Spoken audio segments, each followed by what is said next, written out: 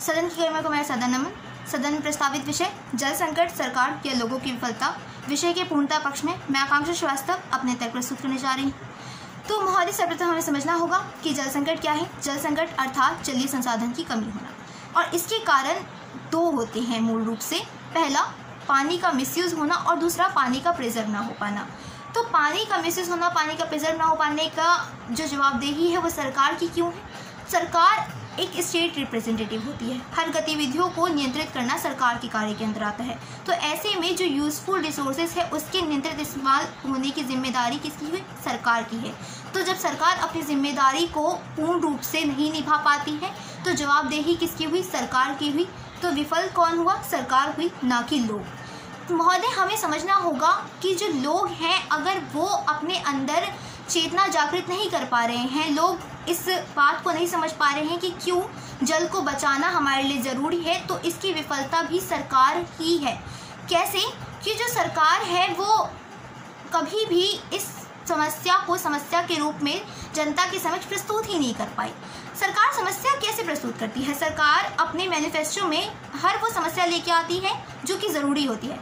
सरकार रोड बनाने की समस्या लेके आती है, सरकार सीए पे बात करती है, एनआरसी पे बात करती है। उनके लिए जितनी भी बड़ी बड़ी समस्याएं हैं उन सभी बातों को वो जनता के समक्ष प्रस्तुत करती है, और जनता समझती है कि हाँ, ये सारी समस्याएं हमारे समाज में एग्जिस्ट करती हैं। लेकिन पर्यावरण का मुद्दा हमेशा इससे अछूता रहा है।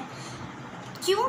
क्योंकि पर्यावरण पे कोई बात ही नहीं करना चाहता है। सरकार समझती ही नहीं है कि समस्या भी कोई समस्या है, और जब सरकार ही समस्या को समझने में असक्षम रहेगी तो वो कैसे समाज के लोगों के मन में उसके लिए चेतना जागृत कर पाएगी। तो इसीलिए जब समाज अपने मन में वो मोरालिटी नहीं ला पाता है, वो पानी का मिसयूज़ नहीं रोक पाता है, तो इसके पीछे लोग विफल नहीं है, उसके पीछे विफलता का कारण सरकार है। महोदय, हम जानते हैं कि उद्योग से निकला कूड़ा कहीं ना कहीं जल के दूषित होने का सबसे बड़ा कारण माना जाता है। तो ऐसे में उद्योग पे नियंत्रण करना किसकी जिम्मेदारी है? सरकार की जिम्मेदारी है। म्यूनसिपैलिटी का हम सबसे बड़ा घोटाला देख सकते हैं कि म्यूनसिपैलिटी अपने काम सही से नहीं करती है। म्यूनसिपैलिटी कूड़ा करकट साफ नहीं करती है, और वही कूड़ा करकट उड़ के पानी में जाता है, पानी दूषित हो जाता है। तो ऐसे में म्यूनसिपैलिटी का काम सही से नहीं करना किसकी जिम्मेदारी है? किसका ये जिम्मेदारी है कि वो देखे कि म्यूनसिपैलिटी सही से काम कर रही नहीं कर रही? सरकार की जिम्मेदारी है। तो जब म्यूनसिपैलिटी अपना काम सही से नहीं करती तो हम कहते हैं कि सरकार फेल हुई है यहाँ पे। तो इसी वजह से हम मानते हैं कि जो सरकार है, ये सरकार की विफलता है कि जल संकट की स्थिति इतनी भयावह रूप से हमारे समक्ष उत्पन्न हो रही है।